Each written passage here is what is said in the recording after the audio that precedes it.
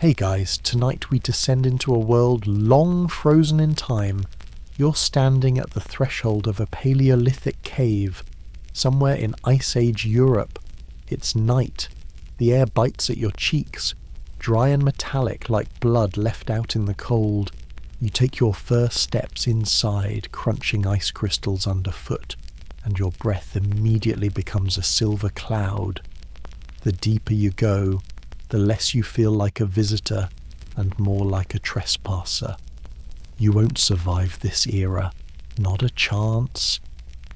But for now, you're safe. You're just drifting through the memory of it. So, before you get comfortable, take a moment to like the video and subscribe, but only if you genuinely enjoy what I do here, and drop a comment with your location and local time. I always love seeing where and when you're tuning in from.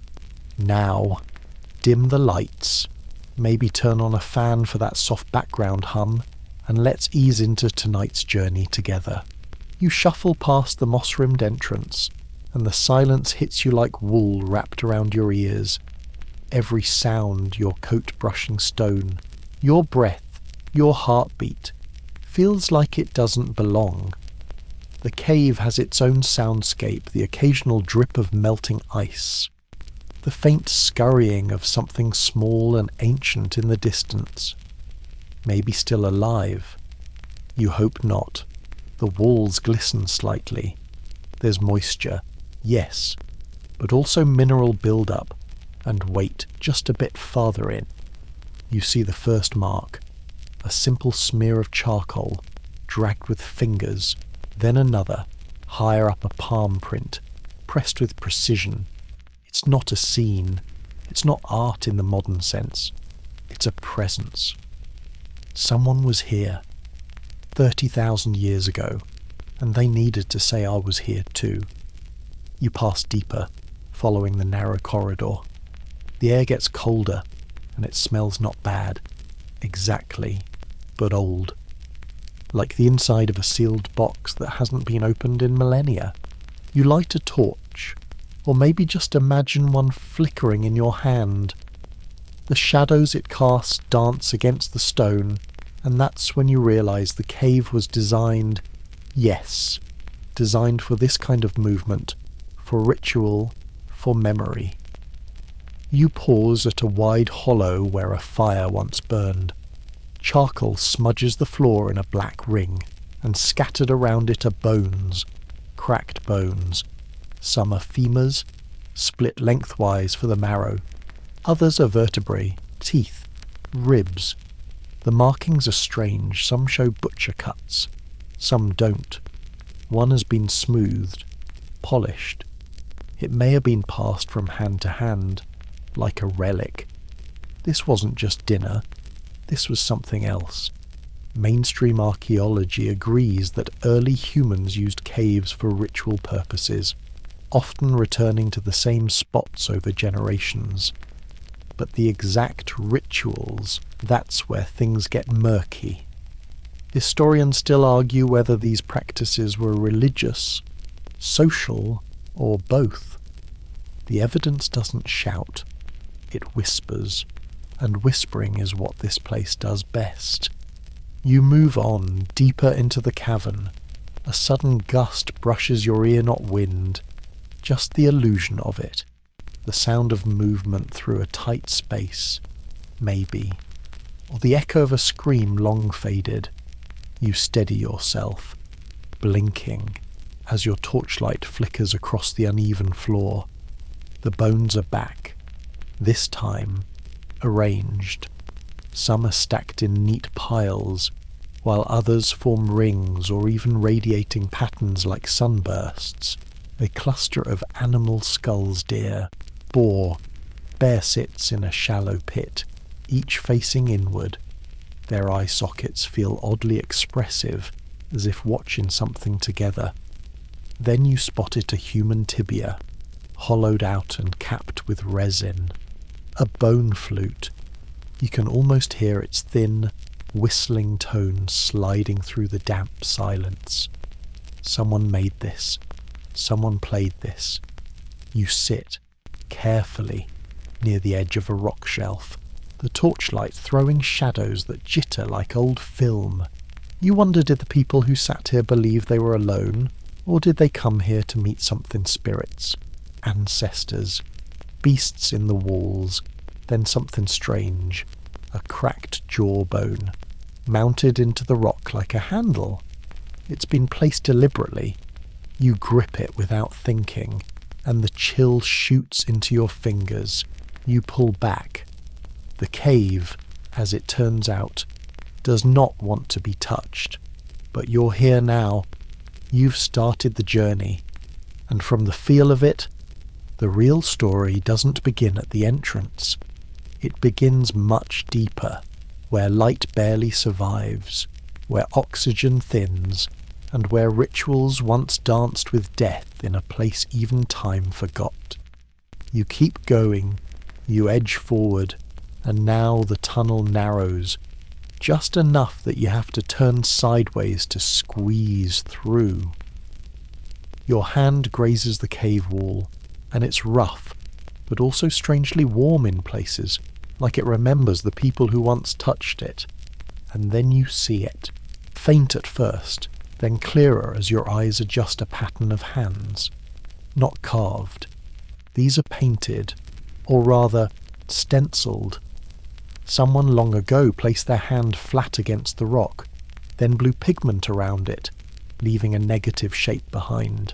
A ghost hand. Or maybe a warning. Some of them are small children's hands, most likely. Others are missing fingers, not chopped off, but tucked under, folded deliberately when the stencil was made. It's a mystery that sparked debates for decades. Historians still argue whether the missing digits were symbolic, or if this was some kind of visual code, known only to the cave's initiates. You step back to take in the wall. Dozens of these hands, arranged like they're reaching out to you across time. They aren't just decoration. You feel it, don't you? These were made for moments like this, for someone, anyone, to come along and stop, to feel, to wonder. A bit further in, you find more markings, spirals, zigzags, what might be abstract animals or gods or both. These aren't trying to be realistic. They're trying to be something else entirely felt, rather than seen. Some archaeologists call this entoptic imagery, patterns the brain naturally produces in altered states of consciousness. In other words, you see this kind of thing during visions, or when you're hallucinating, or maybe when you've danced around a fire too long, breathing too much smoke and forgetting where your own body ends. And here's a curious little fringe theory. Some researchers think the hand stencils may have been part of a ritual to seal something in. Not just a mark of presence, but a barrier, a group effort to contain something, or to keep it from following them home. You imagine them, crouched beside you, a small circle of people, probably family, maybe a clan. One mixes ochre and spit in a cracked stone bowl. Another lights the torches along the wall. A child steps forward, presses a hand to the rock, and the pigment is blown over it like a hush. Shh. This moment stays. You look closely. One hand has a symbol drawn inside the palm like a flower or sunburst. It might have been a way to mark a specific person. A healer, maybe, or a storyteller, or someone they wanted to remember forever. And then, above the hands, a single line of dots, tiny impressions made with fingertips. They curve upward into an arc, then end abruptly, like a path interrupted. You follow it instinctively, even though you know where it goes. The floor dips, and you find yourself walking on a surface littered with crushed shells. Not from a beach. These were brought here. Some are pierced, as if worn as jewellery. Others have been filled with pigment and used like tiny paint pots. Still others have traces of ash and fat inside, like miniature offering bowls. You kneel and pick up one. It's cool and delicate, carved with a few deliberate lines. You realise you're holding something that probably belonged to a child. The wear on the edges suggests it was used often, handled with care. Children in Ice Age communities weren't hidden away. They participated, sometimes in ways that feel tender, sometimes in ways that are harder to face. The presence of tiny handprints, small footprints hardened in ancient clay, and even child-sized burials tells us they were involved, maybe even central. One particular case from the Gargas caves in France stands out. Hundreds of stenciled hands, many from children, some with missing fingers. The effect is haunting. It's as if the cave walls themselves are reaching out. And just then, as you look around, you realise something quietly unsettling. You haven't seen a single depiction of daily life, no huts, no cooking scenes, no mundane activities, only symbols, hands, spirals, marks of being, not doing. Whatever happened here wasn't ordinary. You stand and move deeper. The light changes. It flickers less. The cave absorbs it. Your torch doesn't cast a shadow anymore, it just dims into stillness. And still, the marks continue, clinging to the rock like memories that refuse to die. On one side wall, there's a row of animal outlines. Deer, bison, what might be lions. They're all drawn in motion, mid-run, legs extended. But here's the twist, none of them are whole. Each is missing a part, a tail, a head, a leg. Maybe the artist ran out of space, or maybe it was deliberate. Maybe they were showing what wasn't there. Absence, preserved in stone. You reach out to trace one of the animals, and the stone beneath your fingers feels soft, just for a moment, as if it sighs when touched. You pull away quickly. Better not linger too long. The cave keeps memories, but it doesn't always want them disturbed. You stand in the middle of this chamber, surrounded by hands, lines, and eyes that never blink. You can almost hear breathing that isn't yours. You're not alone here. You never were. Your foot catches on something small and hard, and it skitters across the stone with a soft clack. You kneel to inspect it. Just a bone, or so it seems at first. But as you pick it up, you realise it's been split open, hollowed out. The marrow is long gone, but the purpose lingers. All around the chamber now, the bones begin to emerge from the shadows. They're everywhere, not scattered, but arranged, clustered around the remains of what must have been hearths, dark circles of ancient fire, still marked with soot stains on the ceiling above. Each hearth is ringed with animal bones, deer mostly, some rabbit, and some human. You crouch beside one of the fire pits. The bones closest to the centre are charred. Many are broken in exactly the same way, cracked lengthwise for marrow extraction. Others have been carefully cleaned, perhaps even polished. A few have been placed into geometric patterns. You tilt your head. A spiral, a triangle, a starburst of ribs and vertebrae. This wasn't random. This was deliberate. Mainstream historians agree that marrow was a vital calorie source for Ice Age people. Cracking long bones to access the nutrient-rich centre was standard. But here, you're seeing something more than survival. There's precision, repetition, design, and a strange sense of reverence, too. You pick up a piece of skull not human. You think, and notice something curious. It's been rubbed smooth along one edge, a grip, a handle, or something else. Fringe theorists have pointed out that some bone fragments from these ritual caves show no sign of utility, but are still found in sacred clusters, as if they were meant to be held during ceremonies, like a relic, a talisman, or a bone-bound prayer. One of the most debated finds from sites like Chauvet and El Castillo is the presence of bones deliberately placed beneath hearths, not for cooking, for keeping. Historians still argue whether these were meant to anchor spirits, trap memories, or simply serve as ancient offerings. You lean closer. One pit contains exclusively animal jaws, mandibles arranged in a circle, all facing inward. You count 13. One is noticeably larger, maybe from a bear or a large boar, and just beyond the circle lies something tiny, a single human molar. You blink slowly. Why place it there?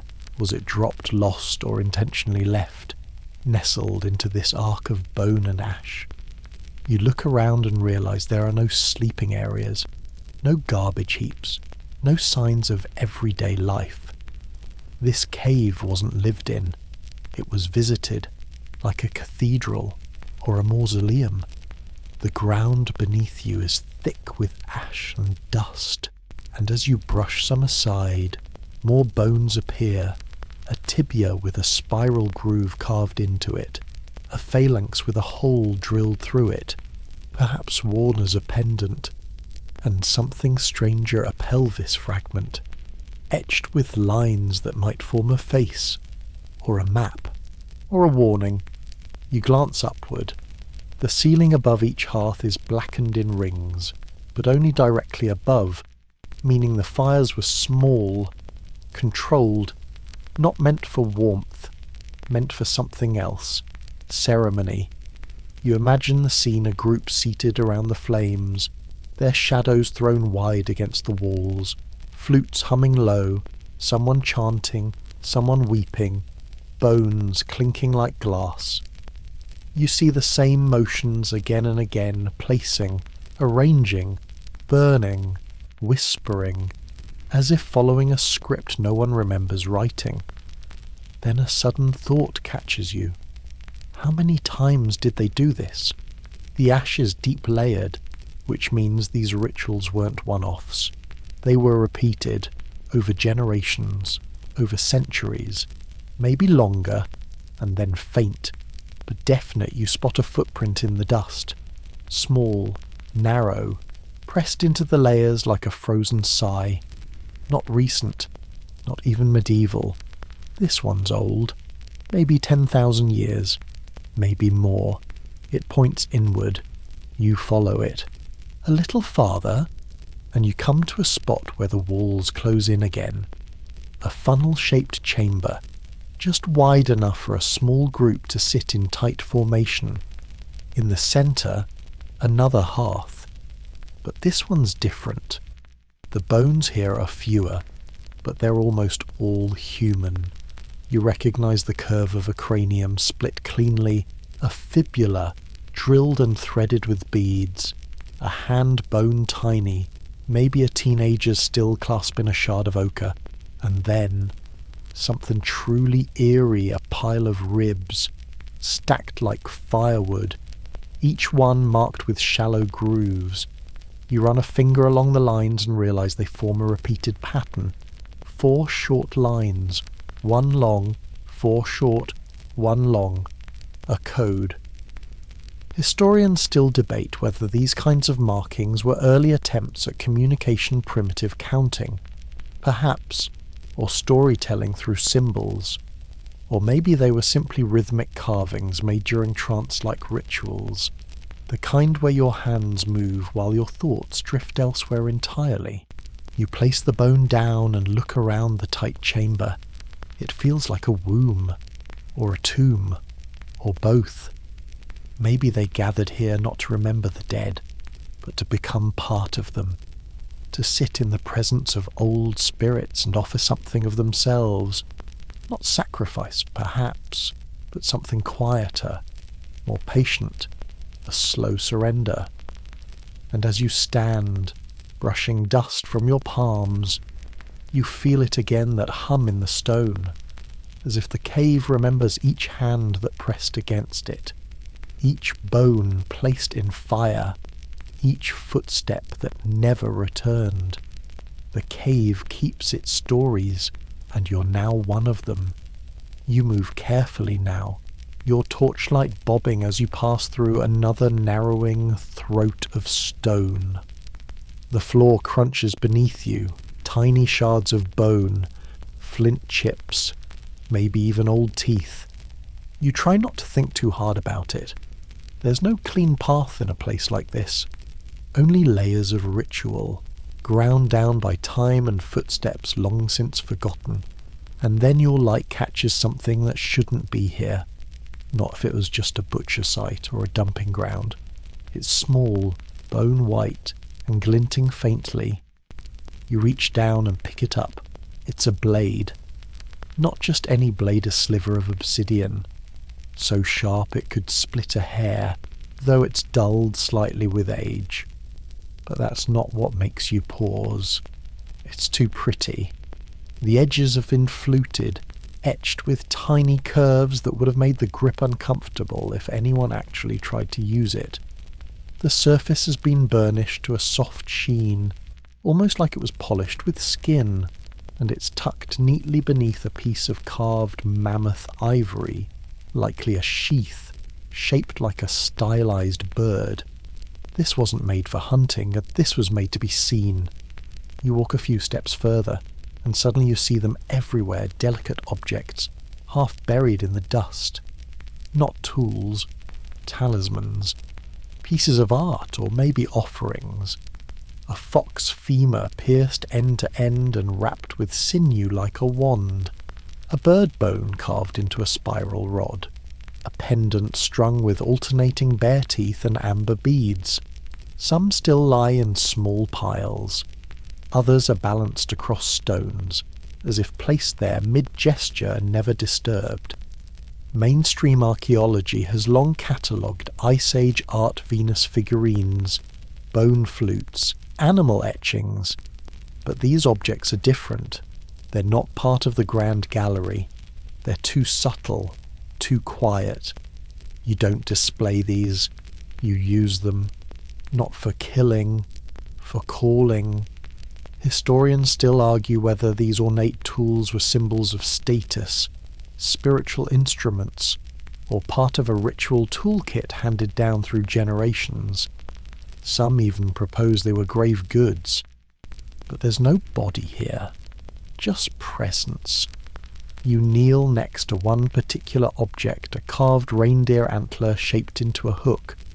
The inner curve has been worn smooth, and the tip is capped with a nub of resin, maybe once coated in ochre. It might have been part of a drum, or a frame for something stretched, tied, and burned. You set it down gently and let your fingers drift over the floor.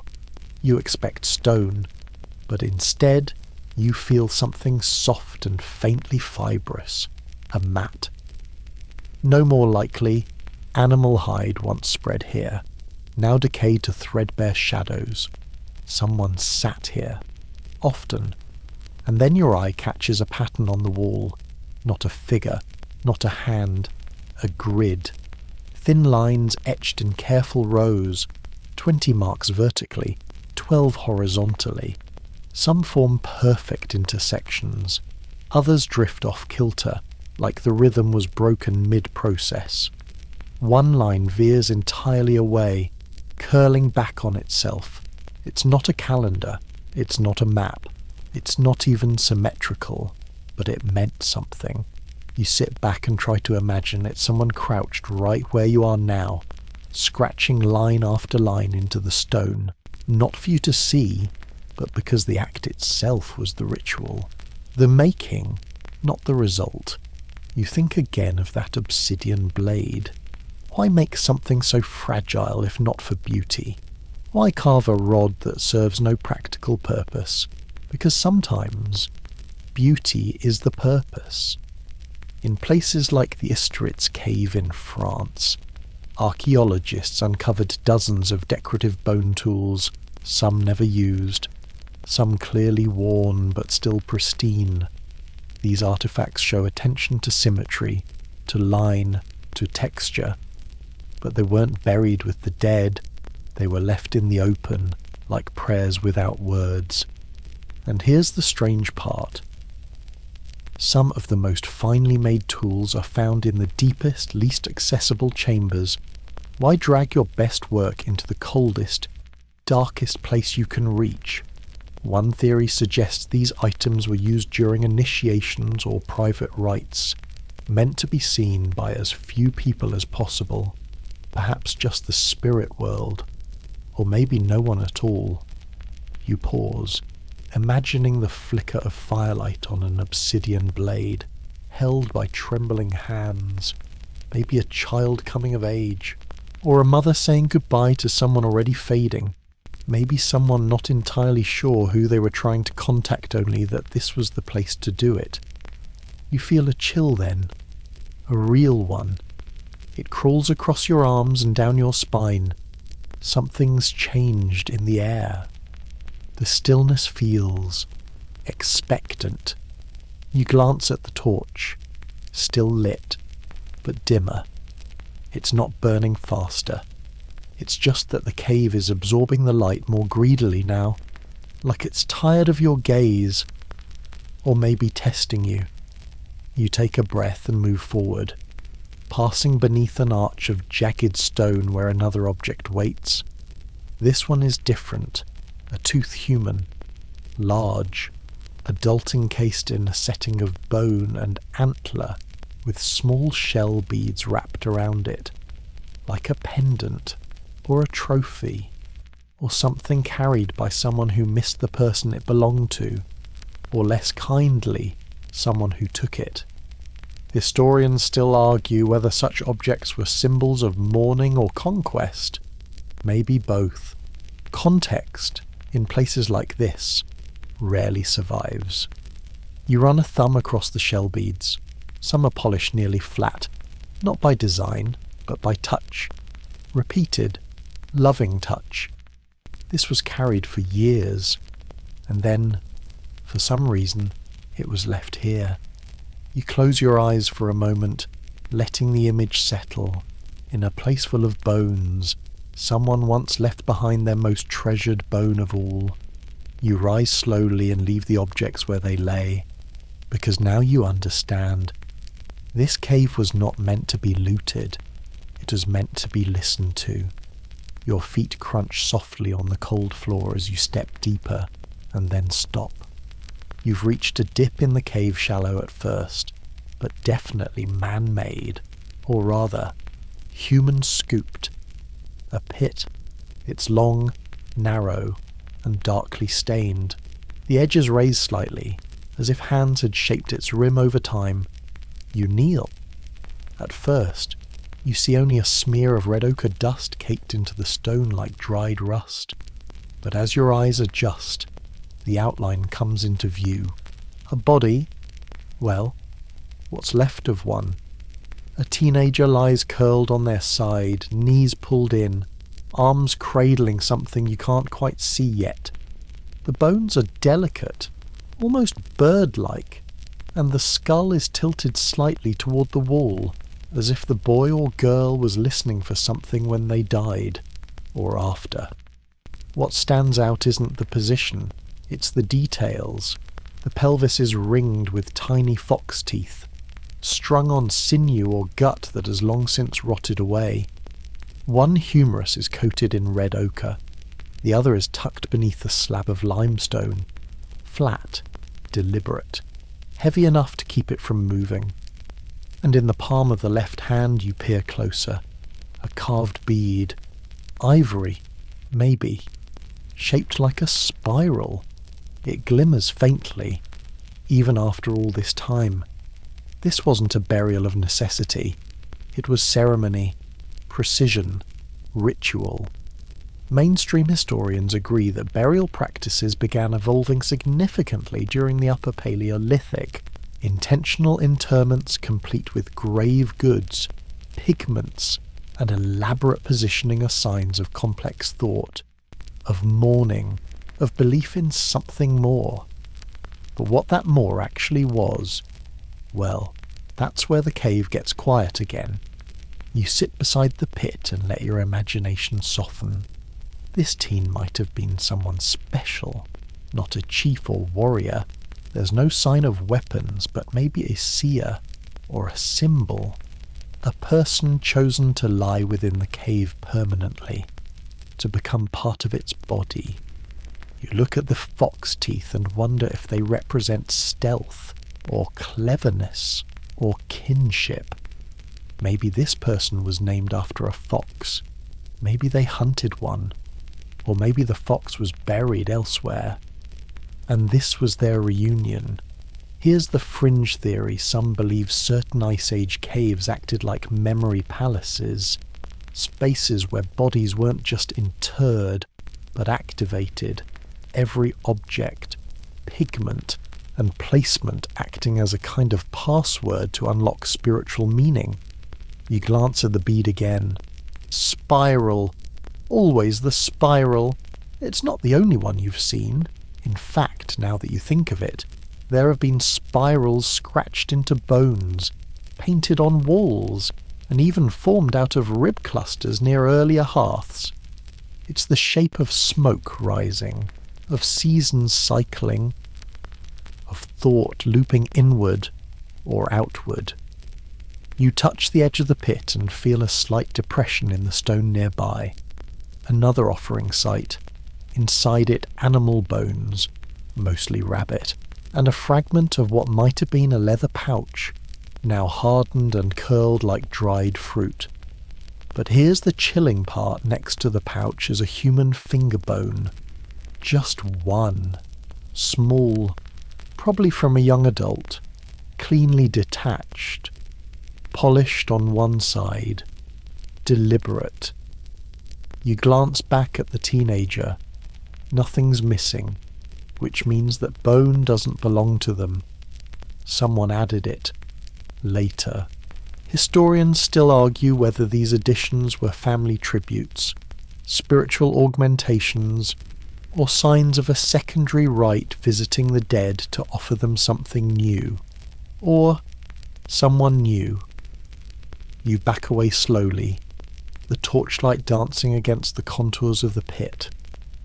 The wall behind it is covered in shallow lines, most faded into the stone, but one symbol remains intact, 3 dots arranged in a triangle, then repeated in a staggered rhythm, over and over, like footsteps or a drumbeat.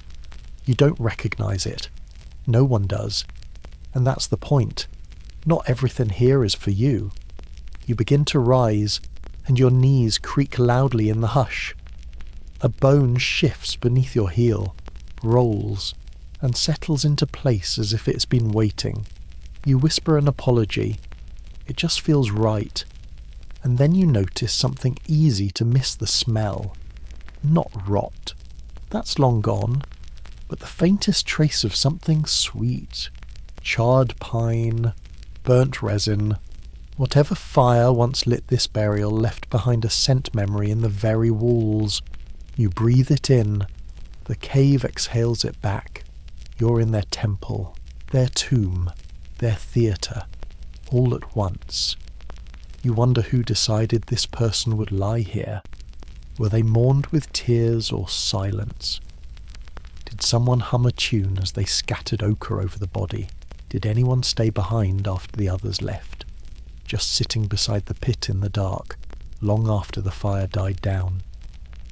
You hope so. You move on quietly, your thoughts heavier now, not with fear, but with awe.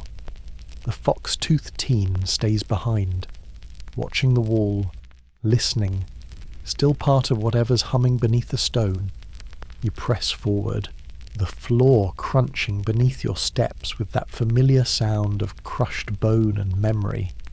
But now the ceiling opens up a bit, the walls pulling back into a chamber that feels like a stage or a circle. You're standing at the edge of what must have once been the heart of something alive with movement. The soot marks on the ceiling are intense here, blackened and layered like rings on a tree. Fire after fire, year after year, always in the same spot, and around it you see smudges on the walls, torch streaks, and what look like footprints, scuffed impressions in hardened clay. Human, yes, but also something different, smaller, or twisted. You can't quite tell if it's a print at all.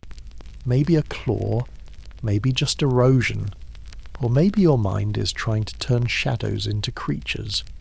You stare at the floor and see it now a circle of stone seats, naturally formed but smoothed from use. Some are even marked with a faint symbol scratched with stone or bone. One has a line that ends in a hook, another bears a single dot inside a square. You sit carefully on one of them. It's cold, but not cruel. And then you begin to see the evidence. Bits of burned bark, charcoal flakes arranged like someone spilled them while dancing, a carved stick, its tip charred black, and on one wall long, looping strokes of charcoal in arcs and spirals that don't form images, just rhythm. You're in a place where movement mattered, where the body told stories, where shadow and fire did more talking than mouths. Mainstream researchers have long believed that Ice Age people held rituals involving fire and movement in caves like these. Some even suggest choreographed dances. The theory is supported by charcoal traces on walls at unusual heights, evidence of soot on stalactites, and the consistent placement of hearths at acoustically resonant spots. Yes, acoustics. You clap once softly and the cave answers. It doesn't echo, not exactly. It warps the sound, bends it. One note becomes two, becomes three. It flutters around you like a presence, like breath. You whisper something, anything, and the cave seems to breathe it back with its own timing, a beat behind, as if someone else is repeating you in the dark. You don't do it again, but you listen. Then you notice the objects around the circle, near the base of the soot-covered wall. There are bones, polished smooth, set upright into cracks in the rock, not by accident, not loose, fixed, like totems. Each bone is different. One's a femur, another a bird's wing, another still a small carved antler. They face inward, all of them, watching where the fire would have been, as if the bones themselves were the audience and the humans, the performance. And now you begin to wonder who are these rituals for the living, the dead, or the watchers. You close your eyes and let your imagination take over. Smoke curls up into the chamber, carrying pine scent and resin. Flames crackle. People move in a slow circle, faces masked in ash or ochre. Hands rise, feet stomp softly, rhythmically. A bone flute begins high, reedy notes echoing like whispers from the ceiling. There's a chant, low and unrecognizable. Maybe not even words, just vowels stretched into music. And in the centre, someone stands still, covered in furs, holding a carved staff topped with a red stone. A leader, a spirit. A warning. Fringe scholars propose that caves like this weren't just for ritual, they were for transformation. People entered as one thing, and left as another. Not always literally, but psychologically, spiritually, ceremonially. Like being baptized in silence and soot. You open your eyes, back to quiet stone. But the memory lingers. On the wall to your left is a soot-smudged smear. At first it looks like a mistake, but then you see the outline. A body in motion, arms thrown wide, one leg lifted, not drawn with detail, but with energy. It's not a still life. It's a still dance. You trace the edge of the figure. The soot rubs off on your fingertip like ink, still potent after tens of thousands of years. Historians still argue whether these movement traces, these motion symbols, were intentional depictions of ritual, or just the byproduct of chaotic celebrations. Either way, the result is the same. You feel them now, like the stone is vibrating with footfalls that never fully faded. You look down at your own feet. You're standing in their steps. You don't dance, but your heartbeat speeds up anyway, like it remembers. And just before you leave the chamber, your light catches a shallow bowl in the stone floor, inside burnt feathers, still blackened, delicate, like they curled just yesterday. Owl or raven, you don't touch them. Some rituals deserve their silence. The air shifts as you leave the dancing chamber behind. It's heavier now still, yes, but with a kind of weight to it, like fog in your lungs. You duck under a low arch, torch held close, and your foot lands on something round. It rolls. You freeze, then bend slowly. It's a skull, not fresh, not grim, just watching. You tilt your torch forward and now you see them. Dozens. Human skulls. Not buried. Not discarded. Placed. Each one positioned on a shelf-like ledge naturally formed in the wall. Not jammed in haphazardly. Each turned just so. Some face forward. Others face slightly outward. Like sentinels. It's a library of the dead. Their sockets are empty, but they seem to follow you all the same. You step forward slowly, torchlight sliding over their polished surfaces. Some have been smoothed by touch. Others are etched lightly with patterned spirals, zigzags, chevrons. One has a red dot painted right in the centre of the forehead. Another still is resting in a carved depression lined with moss dry. Ancient. The colour of old parchment. There's no sign of violence. No cracks or holes. No jaws wrenched open mid-scream. These weren't trophies. These were honoured. Mainstream archaeologists acknowledge that skull deposition was a common ritual in certain Upper Paleolithic cultures. Caves like Bruniquel and Gouff's cave show evidence of human crania placed separately from the rest of the skeleton, often carefully curated. But why historians still argue whether these skulls were venerated ancestors, totemic relics, or representations of a deeper symbolic language we no longer understand. You crouch by the nearest one. It's resting atop two flat stones, almost like an altar. There's something tucked beneath it. You gently shift the skull aside and discover a disc of ivory, carved with a 7-pointed star. You don't recognize the symbol. No one does. You place it back exactly where you found it, carefully, respectfully. As you rise, your eye catches another oddity. Some of the skulls have stones inside them. Not many, just a few. But the placement is consistent. A single smooth pebble nestled where the brain once was. In one, it's bright quartz. In another, obsidian. In a third, a small piece of fossilized wood. This wasn't by accident. Some fringe researchers proposed these were spirit weights objects used to anchor the dead, so they wouldn't wander, or maybe to replace the soul with something that wouldn't speak. You step back. Let the dead keep their stories. Above the skulls, on the upper wall, you see markings, faint scratches, likely made with bone or flint. They look like tally marks at first, but one grouping has a gap, then resumes. Another ends in a spiral. You've seen that shape before. Always the spiral. It's a motif that winds through this cave like a vine spiral in bone, spiral in ochre, spiral in spirit. You lean closer and see that one skull, just one, has a spiral etched directly onto the crown, not deep, but unmistakable, right at the top, like a mark made during life, or just after. You remember how careful the bone tools were, how fine the obsidian, and now, how deliberately these skulls sit spaced, angled, displayed. This isn't random. This is theatre.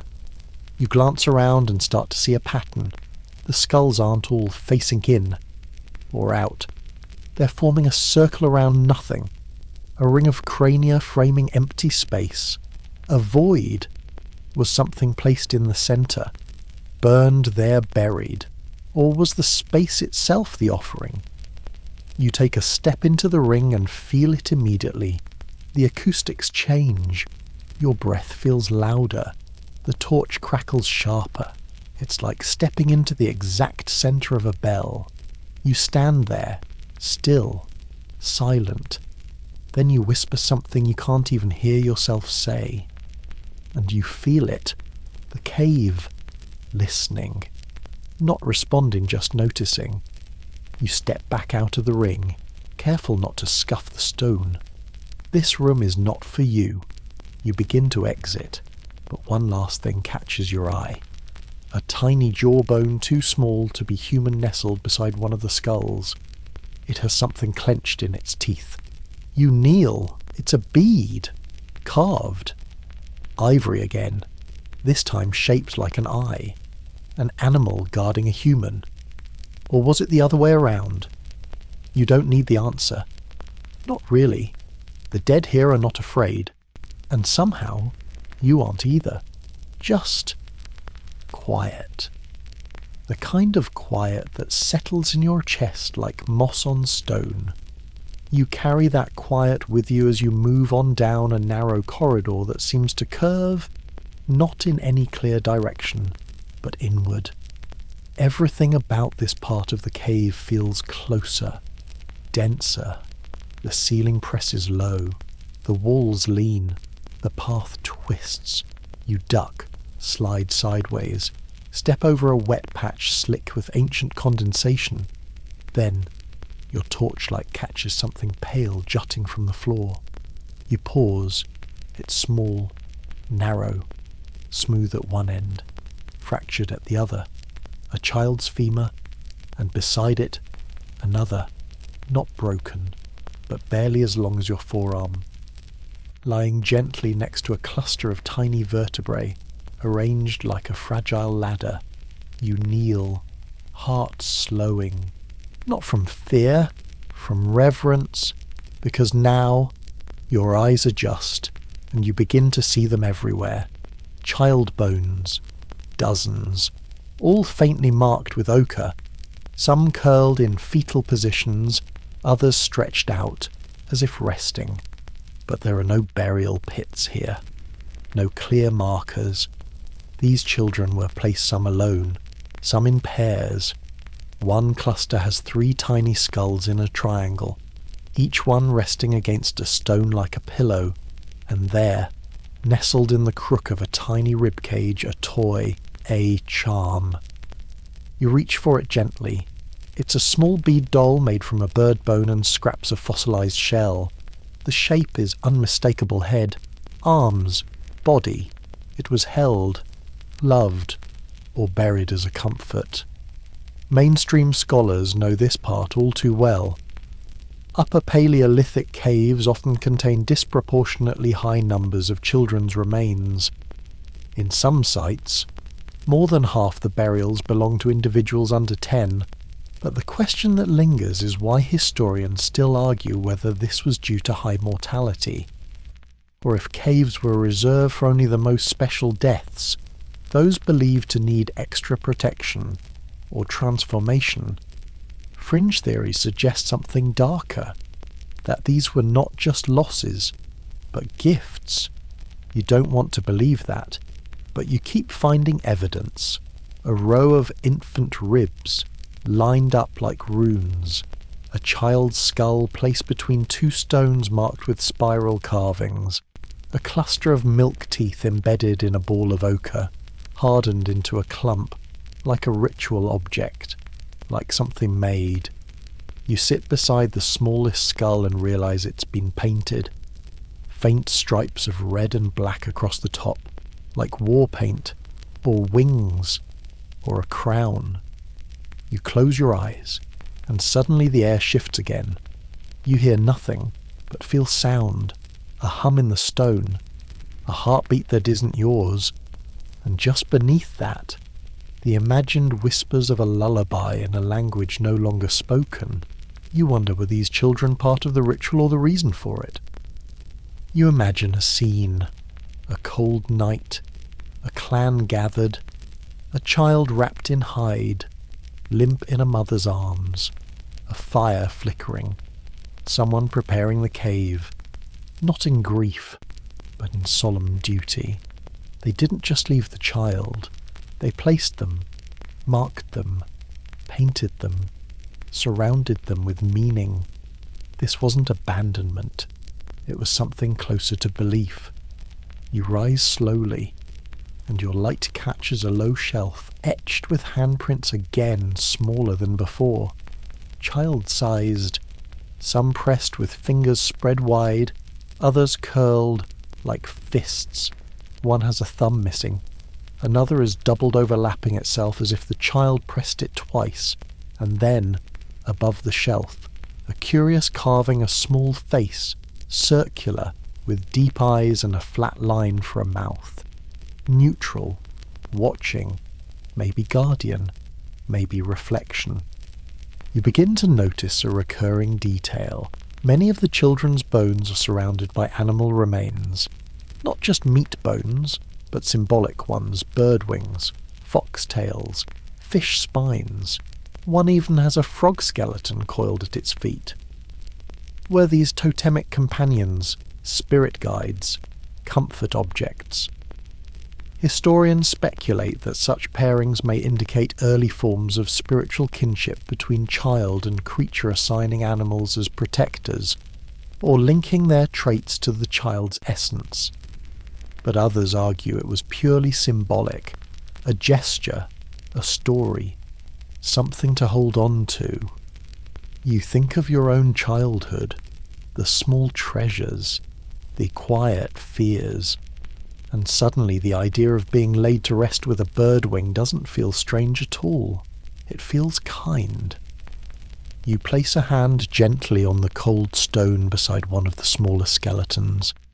The floor here is worn smooth not from erosion, but from use. This was visited, again and again.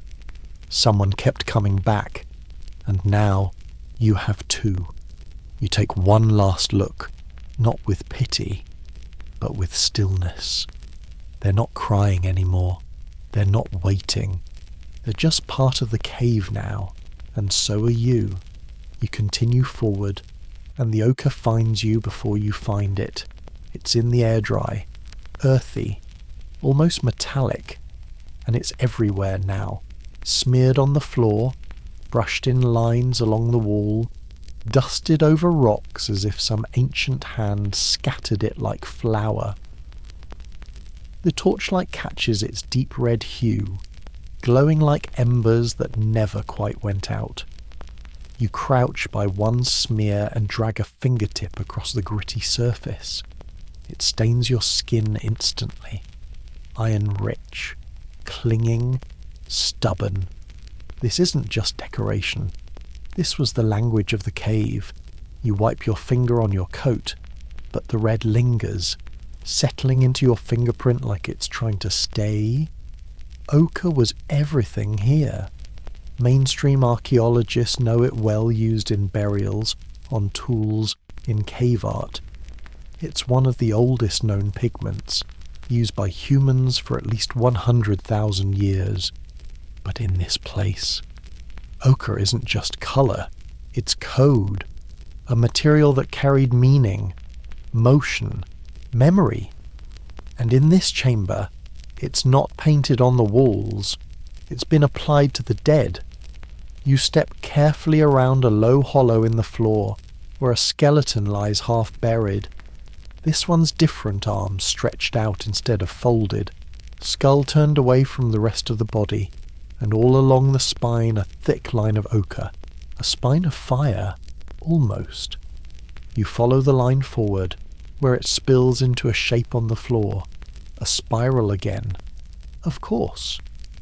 Etched shallowly, dusted with pigment, barely visible unless you're already looking for it. And around it footprints, or what's left of them. Heel marks, toe presses, a shuffle here and there. People moved through this spot again and again, always circling, never crossing the spiral. You're standing in a ritual route.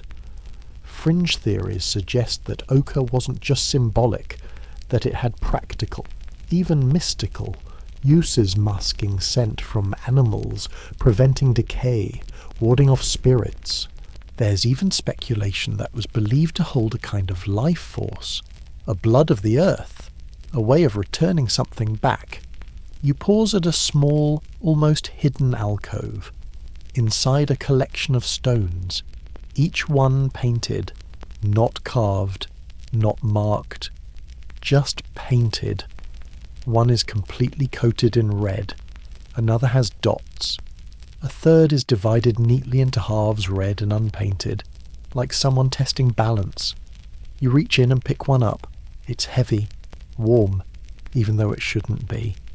You feel a twinge in your wrist as you hold it, and you're not sure if that's weight or something older.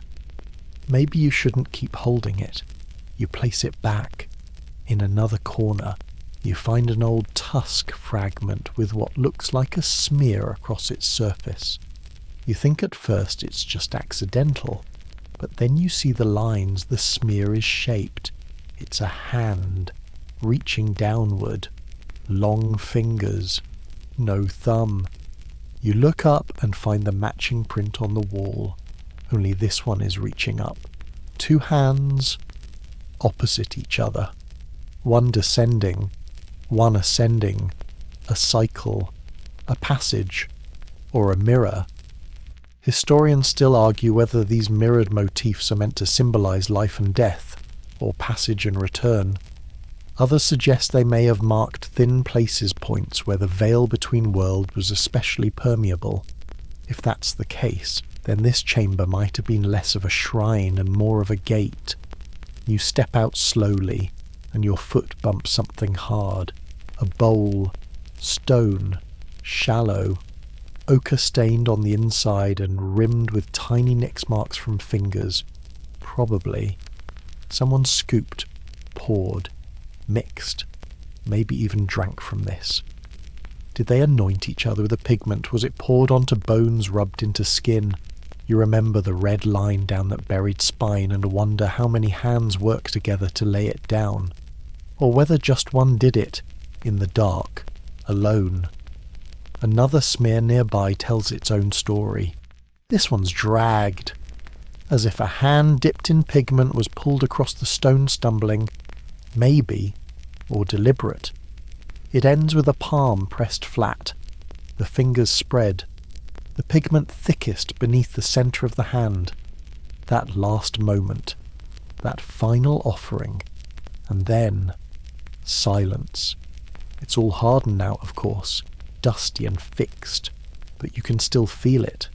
The cave holds onto ochre like it holds onto sound, slowly, completely. You turn and notice your own footsteps behind you. Not prints exactly, but patches of dust disturbed. The pigment clings to your boots, your cuffs, your breath. You're carrying it now, just like they did. You step away from the spiral, careful not to cross its curve. The pigment line glows faintly in your mind even after the torch moves on. You leave the chamber knowing this ochre isn't just red, it's memory in powder form, and now it's under your nails. You duck into a side passage now, narrower and lower than before. The air thins slightly, growing cooler. but with a strange dampness that clings to your eyelashes. The torch flickers, its glow catching on small glints in the dark ahead. You press forward, squinting. There at the end of the corridor is a shallow depression, a resting place. Not for a person this time, but an animal. You kneel beside the bones, which are larger than any deer or fox you've seen so far. The skull is broad, the snout long, the teeth intact sharp, worn, proud. It's a wolf, a full-grown Ice Age wolf. But this one didn't die in the wild. It was buried. You lean in and spot what shouldn't be their beads. Dozens of them. Tiny, round, delicate. Some are carved from bone, others from amber. A few are shaped like tiny animal faces, rabbits, birds, even a bear. Someone took the time to string these together and drape them over the wolf's ribs like a necklace for a beast. You pause, absorbing the reverence in the gesture. Mainstream archaeologists have found evidence of domestication during the Ice Age early relationships between humans and wolves, but not like this. Not ceremonial, not so obviously sacred. Fringe theories. Those whispered in the back corners of conferences suggest something bolder.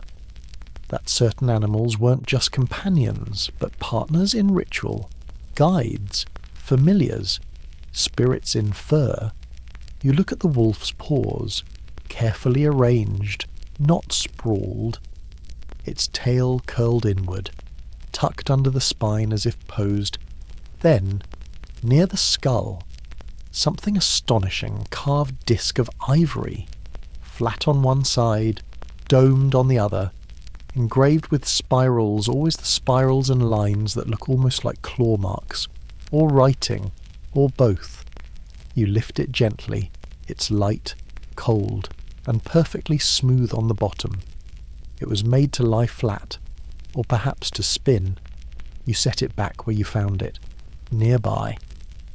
Another detail, 2 human hand bones placed just beside the wolf's front leg.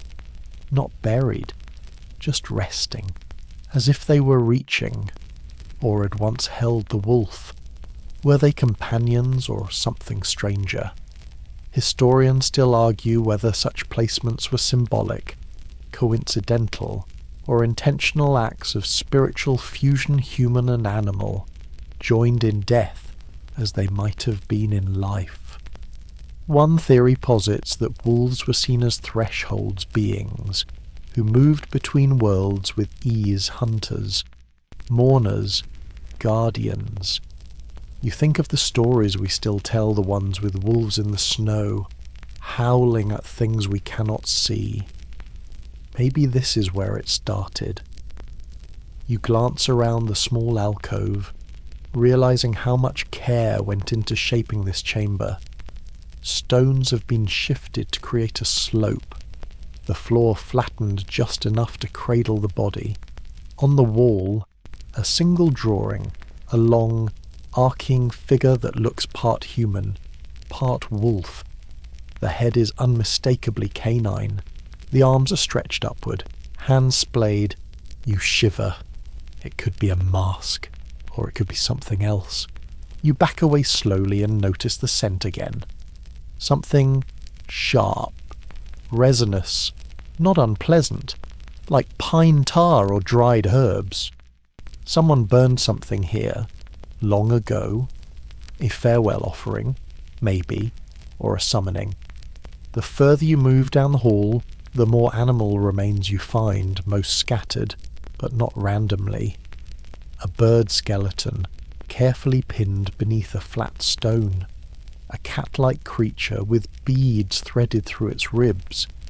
A bear tooth lodged in a crack above a narrow slit in the rock, like a charm. This wasn't hunting detritus. This was ceremony. You think again of the wolf, how it was buried with care, ornamented, honoured, and you wonder, was it chosen because it was loved or because it was feared? Maybe both. You crouch to examine a fragment of tusk lodged in the floor. It's carved again, this time with parallel lines that fade at one end, like it was gripped tightly, the oils of the hand darkening the base over time. Maybe it belonged to a shaman, maybe to a child who believed the wolf would protect them, or maybe it was left by accident and the wolf took it with him into whatever story he entered next. Your torch grows dimmer now, the smoke curling upward like a tired sigh.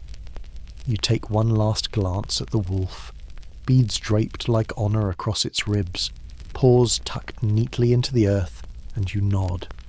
Whatever it was, it mattered, and now it waits. You turn and walk back toward the central chamber, the torch painting shadows that move like memories on the wall, and somewhere behind you, in that quiet space of the buried wolf, the silence deepens. Not because you left, but because the cave remembers everything. The passage opens again, swallowing you into another hollow that echoes differently, less like stone, more like breath. The air here feels thick and oddly soft, like a blanket soaked in dust. You pass under a ledge, and the torchlight catches something delicate strung across the opening. At first, you think it's cobwebs, but no, it's thread. Ancient sinew, fossilized into faint glistening strands, almost invisible unless caught at the right angle. And beyond that, the first sound that isn't your own movement. Music. Not now, of course. But then, because what you see next isn't just decoration, it's an orchestra of bone. Scattered across the ledge are flutes, some intact, others shattered. They're hollowed bird bones, finger holes bored through with impossible precision. One has faint notches along its spine, like tally marks or maybe scales. Another is carved with diagonal patterns that resemble rising smoke or maybe rivers. You pick one up carefully, reverently. It fits in your hand too perfectly, almost like it's always belonged there. You imagine the sound it once made high, lonely, pure, the kind of sound that would rise up through the tunnels and disappear into darkness, only to return as a whisper behind your ear. Mainstream archaeology confirms these bone flutes are among the oldest musical instruments in the world, some dating back over 40,000 years, but their purpose still debated. Entertainment, maybe, or something more. You walk slowly into the chamber and find more instruments. Some broken, some preserved. One is a long tusk section, hollowed with care and slit open in a way that suggests vibration. A proto-didgeridoo or a sound staff nearby. A stone with parallel grooves worn deep. A rasp, perhaps. Something to drag another bone across. Something to build rhythm. And at the centre of the space, a circle of stones, each etched with faint lines, possibly musical scales, or stories, or names. It's hard to say, but it feels intentional, like this place was tuned. You take a deep breath and hum softly. The chamber answers, a low resonance, not a voice, not an echo, a vibration. In the soles of your feet, this room sings. Fringe theorists believe some Paleolithic caves were chosen not just for their seclusion or shelter, but for their acoustics. The way sound behaves here, how it reverberates and lingers, may have held spiritual meaning. Or maybe the people simply loved the way their songs came alive in the rock. You spot something gleaming in a crack near the floor. A bead, no a tiny bell, not metallic, bone, hollow, carved, with a small stone inside, a rattle. You shake it gently. It doesn't sound like much, but in this space, the soft rattle seems to stretch, bounce, return. It feels like a conversation, and on the wall a painted line, wide and curved like a musical staff. Below it, small dots, fingers, notes, stars.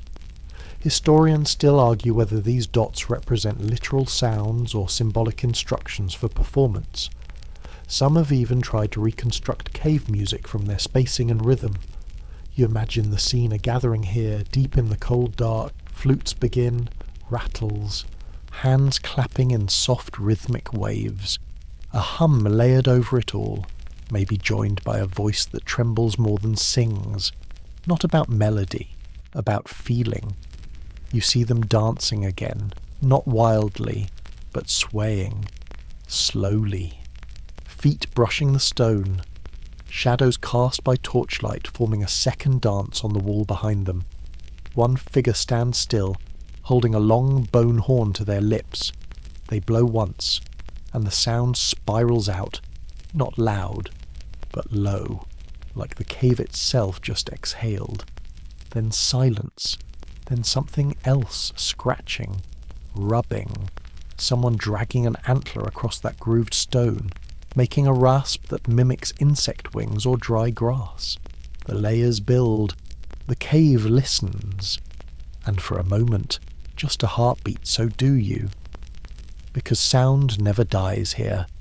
It lingers in the walls, it hangs like pigment, and maybe, just maybe, it can be summoned again. You leave the chamber slowly, stepping over what might have been the mouthpiece of another flute, cracked in half but still echoing with purpose. You imagine someone placing it there centuries ago, not in despair, but with finality. The performance ended, but not forgotten.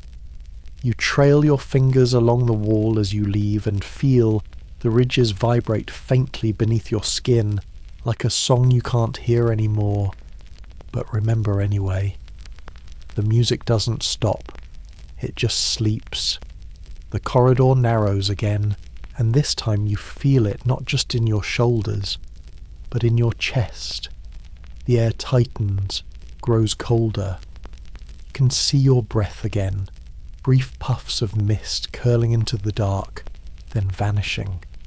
The stone around you glistens faintly with mineral sweat, slick where ancient drips have worn grooves into the floor. And ahead, a spiral, carved into the stone, not painted, not etched lightly, but chiselled, deep, wide, repeating. It starts small at the centre and coils outward across the chamber floor until it vanishes beneath a slab of collapsed ceiling. You stand at its edge, toes just outside the outer ring. Do you step into it or walk around? You choose the centre, because that's where the story leads. The spiral crunches softly beneath your boot's bone dust. Maybe pigment, maybe both. And as you walk, slowly tracing the groove inward, something changes in the air. It becomes dense. Not thicker, just heavier, like a gaze. Mainstream archaeologists have found spirals like this in caves across Europe and Asia, some carved, others painted, often in spaces too deep for daily activity. No clear purpose, not obviously practical, but always intentional, always centered. Historians still argue whether these spirals were symbols of the sun, time, birth, death, or a path for the soul, a journey inward, or a trap. You reach the centre. The stone dips slightly, like the middle of a bowl, and in it, something strange, a footprint, just one, human, left foot, small, but not a child's, pressed directly into the spiral's core like a seal, or a signature. You crouch down, run your finger around the edge. The print is shallow but distinct. Whoever left it stood here deliberately, maybe at the end of a ritual, or the beginning of one, or maybe this was the ritual. You look up and realize the walls around you are smooth stripped bare of markings, as if even pigment couldn't survive here, or wasn't allowed. like the spiral was the only thing meant to be seen. A silence hangs in this chamber like a curtain. Then you hear it, a whisper, but not from someone else, from you. You whispered something without knowing, and the cave returned it. Not exactly echoed it, just gave it back. You whisper again, softer. This time, it doesn't return. The spiral has heard enough. You step carefully out of it, backward, not wanting to cross your own path. Something about it feels final. You don't know why. It just does. At least when you see the other one. A second spiral, carved into the ceiling above the exit, almost invisible unless you're already looking up. This one spirals in the opposite direction. A mirror, a reversal. Some fringe researchers suggest this kind of dual spiral symbolized entrance and exit birth and death. One leading in, one guiding back out, but there's no proof, of course. There never is. You pass beneath it, and something shifts behind your ribs. Not pain, not even fear, just the feeling that you've crossed a threshold. The path beyond twists sharply, and you find yourself in a long, narrow hallway that leads absolutely nowhere. A dead end. But that's not quite true, because the walls here are covered in shallow grooves lines, loops, even what might be handprints made with fingers dipped in water and smeared into soft clay. They've long since hardened, fossilized into permanent gesture. This wasn't a tunnel meant for walking. It was meant for wandering, to get lost in, to trace, to touch. You reach out and feel the ridges beneath your hand, cold and uneven, but clearly made by fingers like yours. One groove runs along the wall at shoulder height, rising and dipping in gentle curves. Another makes a circle around a stone protrusion, like a dot on a map that no one can read anymore. Maybe this was a maze for the dead, or maybe it was a path for dreams. You imagine someone walking here in darkness, hands trailing the wall, eyes closed, whispering a name or a prayer or nothing at all. Just walking, not to reach an end, but to remember. You stop where the wall narrows so tight you have to turn sideways. Your torch grazes stone, and a bit of soot transfers to your sleeve. You press on, inch by inch, until the path opens just slightly again, enough for a breath. And there, on the floor, is the strangest thing of all. Nothing. Just a clean patch of stone. No dust. No bones. No pigment. Like something or someone still stands there and you don't step into it. You step around. Because some spirals go in only one direction, and not everything needs to be understood to be respected. You step back into the main corridor, the tightness of the spiral passage still lingering in your chest like held breath. You stretch your shoulders quietly, though it feels almost rude to do so, like you're exhaling in a cathedral. And then you see him, at least what's left of him. A skeleton slumped against the far wall of a shallow niche, partially upright, as if seated long ago and never disturbed. His spine curves forward slightly. His skull tilts just enough to suggest a glance off to your left, as if still watching something you can't see. You kneel, and your torch casts long shadows over his rib cage. It's intact. So are the legs. The arms lie across the lap, crossed loosely like someone resting. But the strangest part is this 7 arrows, not lodged in his ribs, not piercing his skull, but arranged in a fan shape behind his back, stacked carefully, their flint heads outward, their shafts stripped of feathers, a halo of blades. You don't need to be told this was deliberate. Mainstream archaeology has identified burials with weapons before spears, knives, even clubs, but not like this. not post-mortem, not with such symmetry. Historians still argue whether the arrows were added during a death rite or long after, whether they meant protection, punishment, or transformation. Some say the number 7 is symbolic 7 days, 7 stages, 7 spirits. But no one really knows. That's the problem with symbols. They mean everything and nothing at the same time. You glance again at the body. One hand clutches something a long, curved tool. Ivory, smooth from use, carved with bands of pigment and tiny teeth. Not real ones, but incised, decorative. A counting stick, a rattle, a guide. You think about the arrows. If this person was honoured, why the weapons? If they were feared? Why the care fringe theorists go further, proposing this wasn't just burial, but containment.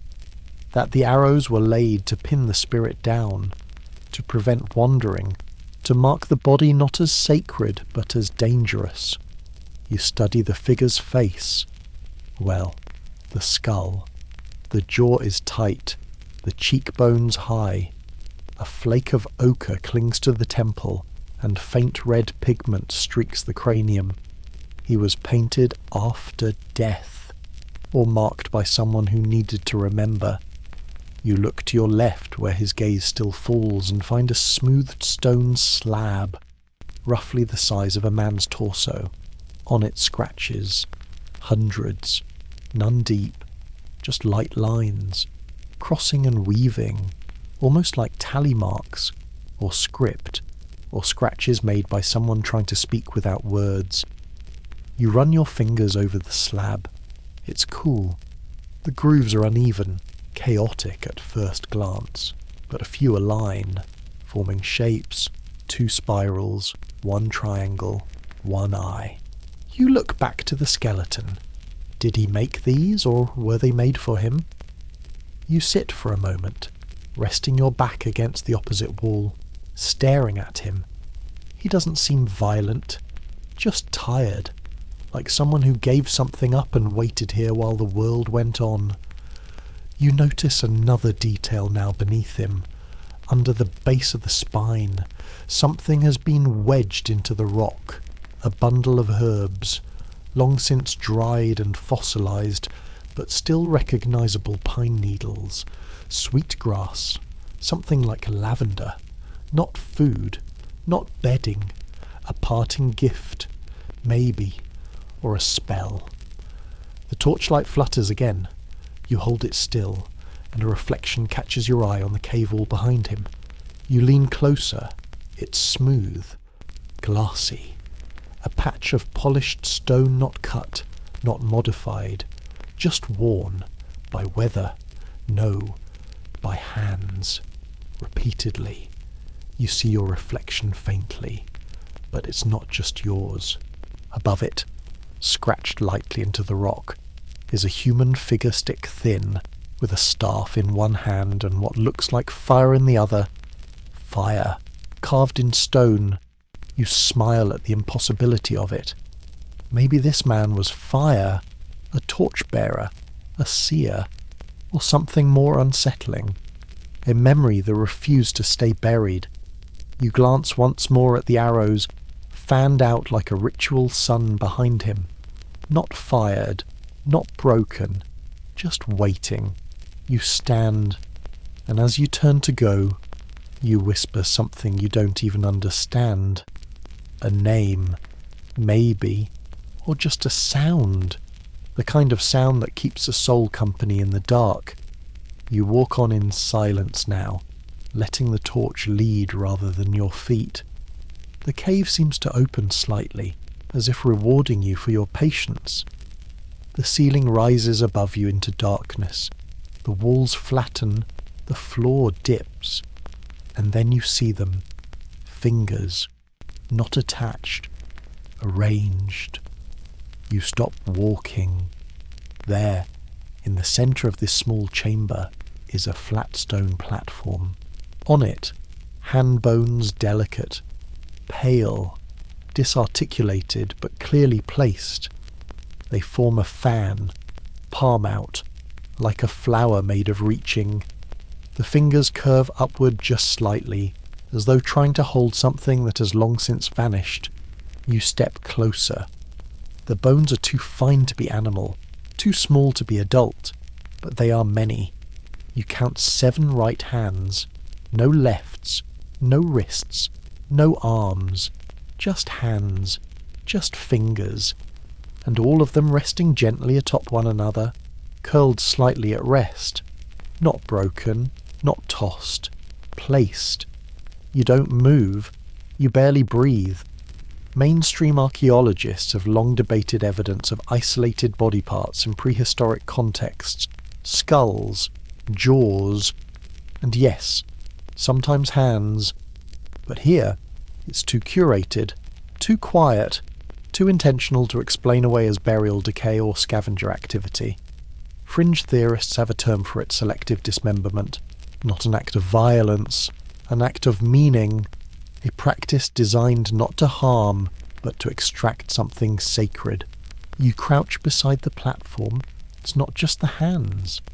You now see that the stone beneath them is ringed with shallow, grooves-thin circles, like radiating energy or heat. Someone traced around them, again and again, until the motion became part of the story, and at the base of the stone, nearly buried in dust, is a line of teeth. Human, not smiling, just there, 13, neatly placed side by side, incisors, canines, a molar here and there, all facing outward, a warning, a smile for the underworld, a wall of witnesses you don't know. No one does. Historians still argue whether these teeth were extracted during death rituals, or years later ceremonial removals meant to preserve part of someone, or offer them piece by piece to something greater, a cave spirit, a clan memory, a hunger. You stand slowly, eyes on the hands. You begin to notice a pattern. One of the hand bones is not like the others. At first glance, it looks human, but it's thinner, too light. You lean closer. It's primate, likely a monkey or something smaller, still placed as if it belonged. Was it mistaken, or is the mimicry the point you look to the wall behind the stone?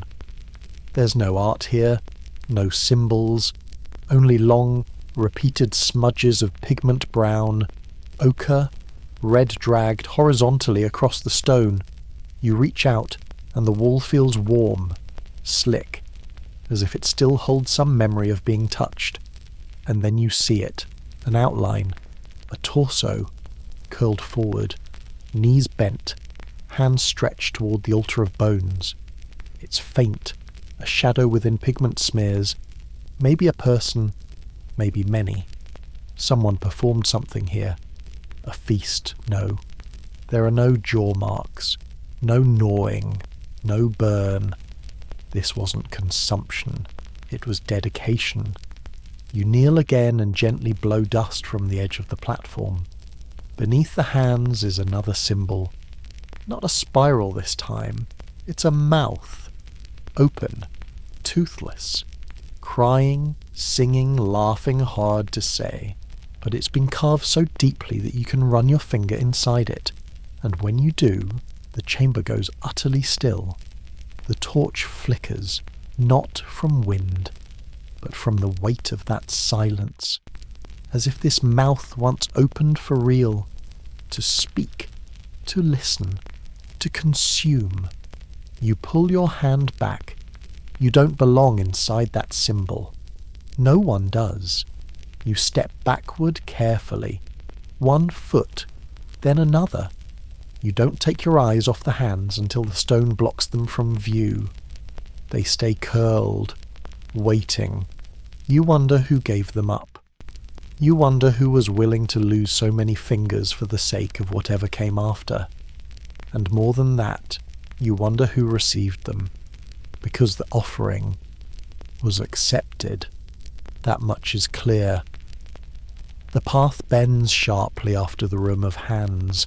as if the cave itself doesn't want you to go straight anymore, as if it's curving away from the memory you just witnessed, giving you a chance to forget, though you won't. You press onward into a narrower passage where soot blackens the ceiling above your head. You raise your torch and see it layers upon layers of dark carbon streaks. This place has seen fire, again and again, but no hearths remain, just the evidence of smoke. The walls here are scorched unevenly. Some spots are pitch black, others strangely clean.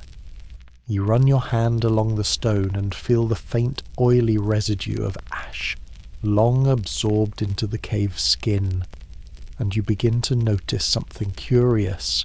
The fire wasn't random, it was patterned. Each burn mark is positioned high, often just above carved ledges or where figures have been drawn in charcoal and ochre. Some fire was set into wall sconces, others in baskets.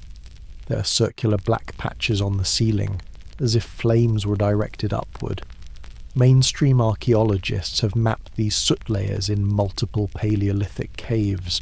Some even suggest the placement of fire altered how art was seen. Flickering movement across the wall, a proto-animation. But here, something else is at play. There are no animals drawn, no dances, just blackened stone. This wasn't about light. This was about transformation. Fringe theories abound about fire use in cave rites, not for warmth or cooking, but for purification, or for summoning, or as an offering itself. You pause at one such circle on the floor, stone bleached white in the centre, as if scorched so fiercely it burned down to its bones. Around it small piles of ash-stained bones, arranged like petals, birds, rodents, something smaller. No meat, no feast. This was ritual. You crouch and touch the edge of the circle. It's smooth from heat. The stone has melted here, glassed in some places. That takes temperature far beyond what a cooking fire needs. Someone meant to change something here.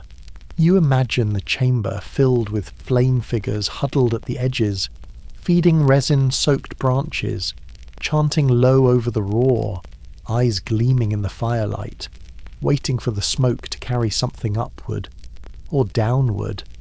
You look up again. The soot reaches the very highest point. It climbs into cracks, pools in indentations. You wonder how long it clung to their skin, how many times they came back to re-blacken this place. Not because it faded, but because the ritual demanded it. There's a rock at the centre of the chamber, tall, flat-topped, covered in soot and grease, and on it faint carvings. Just beneath the burn, you brush ash away gently.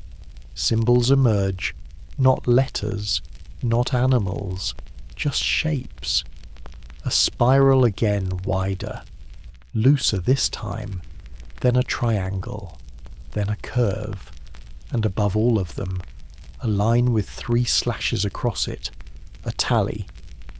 Historians still argue whether these marks were instructions or records-like notations for how to light the fire, or what to burn, or who stood where. But here, it feels more like a score, like sheet music, for heat. You circle the altar and find something new. Stones arranged in a ring just beyond the scorch mark, each with a single red bead placed on top. Some are cracked, others fused with ash. One is missing entirely, and next to it a human foot bone. Just one, charred black, but intact. You feel the breath catch in your throat, not from fear, from knowing. The fire didn't just transform space, it transformed bodies.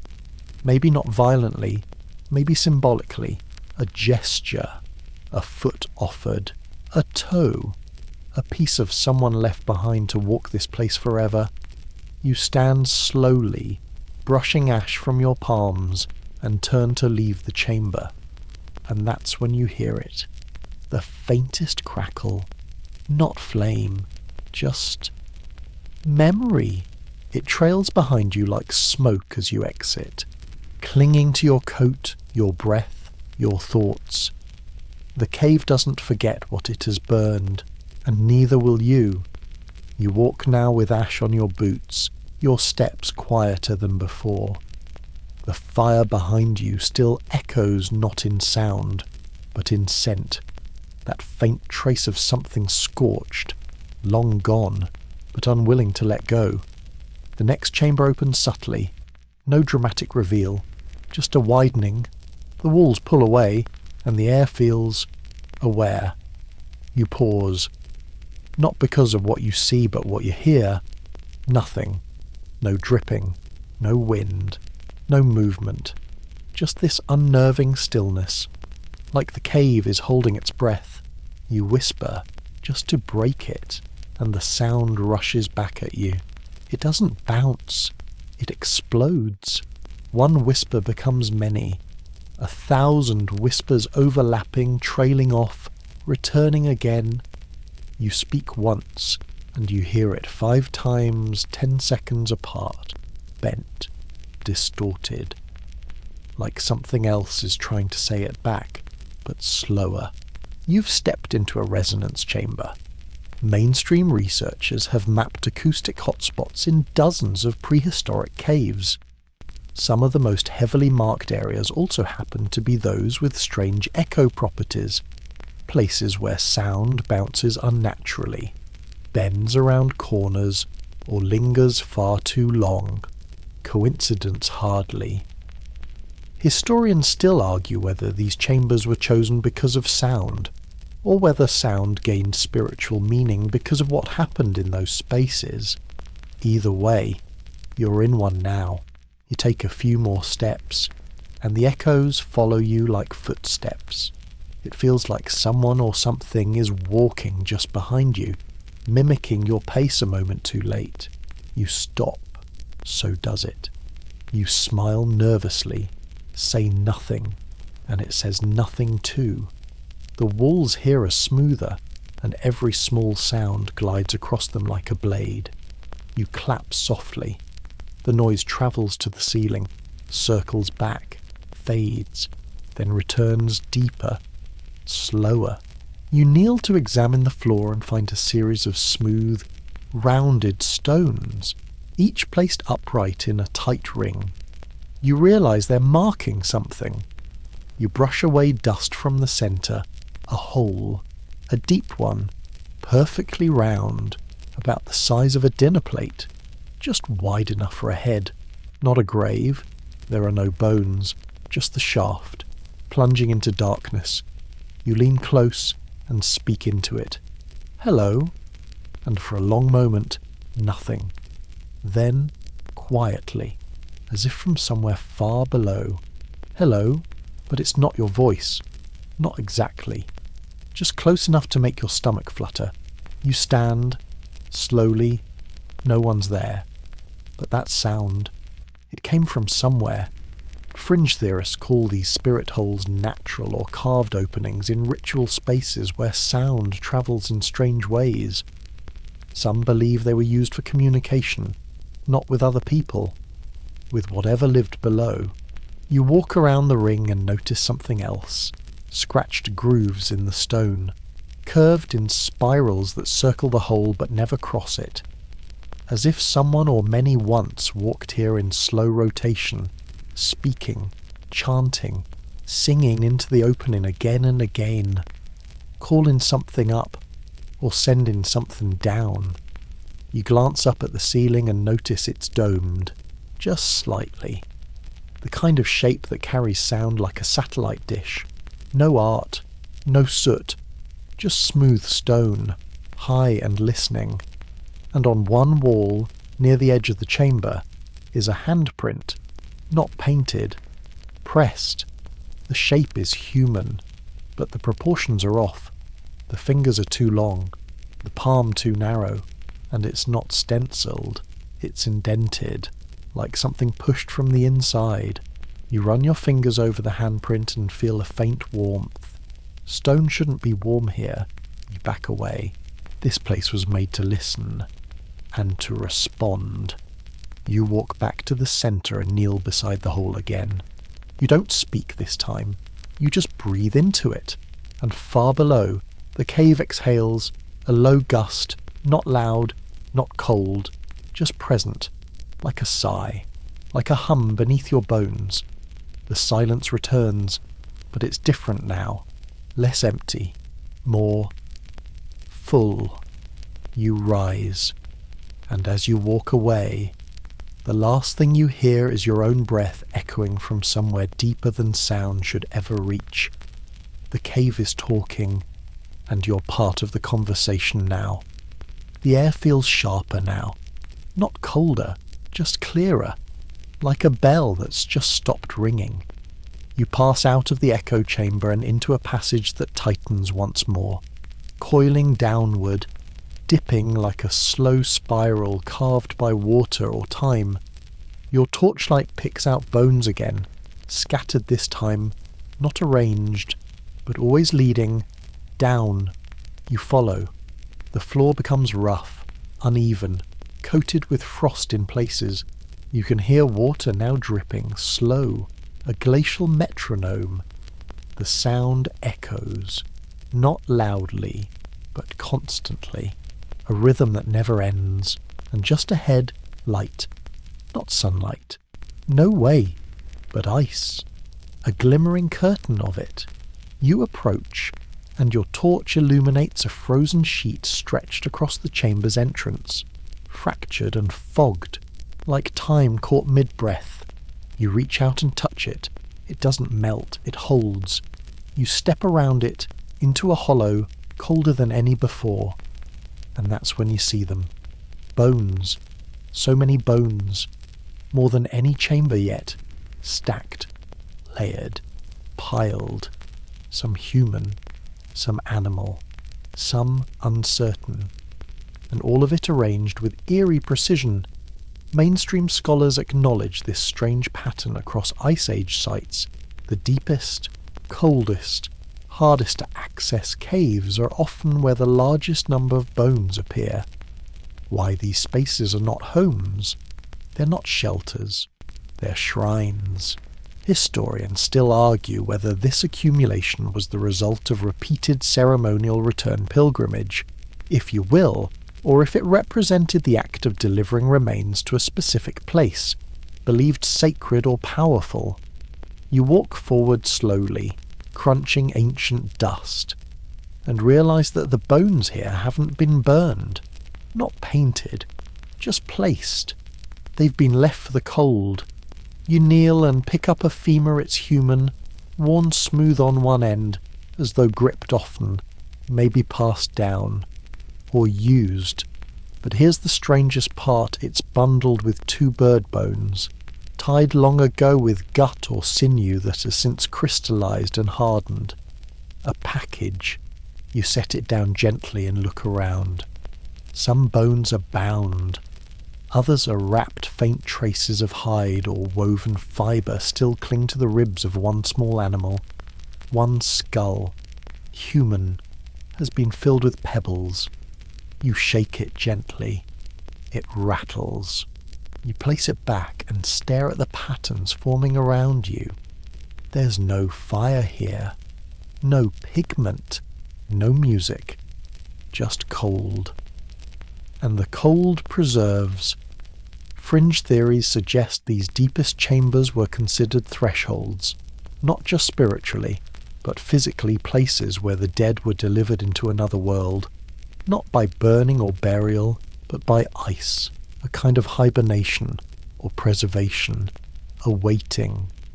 You sit on a stone, and your torch flickers in a strange rhythm, perhaps the draught, perhaps something older. You glance up and see a wide fissure above, too narrow to climb through, but open enough to whisper into. You don't. Not here. And then, something small and strange, a set of teeth, embedded into the cave wall. You lean close. It's not a jaw, just teeth, planted like seeds, all facing outward. You look around and see more canines, incisors, molars set into cracks and crevices all around the chamber, not dumped, inserted, like warnings or guards. Historians still argue whether this pattern of outward-facing teeth was symbolic representing guardianship, protection, or warding, or perhaps they were meant to confuse spirits. One theory suggests the orientation mimics the act of biting, back facing the unknown with defiance. You reach out and touch one tooth. It wiggles. You freeze. Then slowly, gently, let go. Whatever lives here, waits here, deserves silence. You turn back toward the entrance, and as you do, you notice that someone or many have etched footpaths into the floor, deep grooves where people once circled, again and again. The stone worn smooth by countless silent processions. One groove leads straight to a wall. No art, just a vertical plane of limestone, but in the centre, barely visible. A single symbol, not a spiral, not a hand, a doorway, a rectangle. With one side missing, open, you step back. You don't want to finish it, because some doors are drawn, others are offered, and this one, you're not sure it's meant for you. You leave the chamber slowly, frost biting your sleeves, breath curling like smoke, the sound of dripping water chasing you upward like footsteps that never touch the ground. You glance behind you once. The bones are still there, waiting. The cold holds them, and will keep holding them, long after you've left. You climb gently now, the path sloping upward for the first time in what feels like hours. Your thighs burn, your breath shortens. And for a while, the cave says nothing, just rock, just silence, just your feet grinding dust into history. Then the shape of the passage changes. It widens again, but this time, not into a grand chamber, not into ice or fire or ritual. No, what you find here is nothing. No soot, no pigment, no bones, just open space, flat floor, blank walls, a ceiling just high enough to stand tall beneath.